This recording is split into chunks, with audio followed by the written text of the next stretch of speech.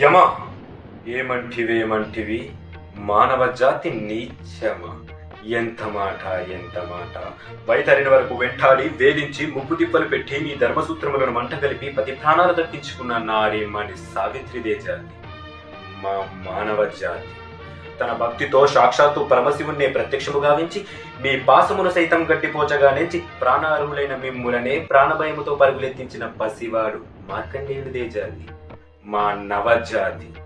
నీచ నీచమన్న మా జాతి మూలన ఏనాడో అప్రతిష్ట పుట్ట కట్టుకున్న మీరు నేడు జాతి జాతి అని మమ్ము అవహేళన చేయుటే ఎంత వివేకం, ఎంత జ్ఞానము, ఎంత సంస్కారము! నేటి నుంచి దేవుడు అధికుడు నరుడు అదును అన్న కించభావాన్ని కూకడి వేలతో సైతం పెకలించి వేసట.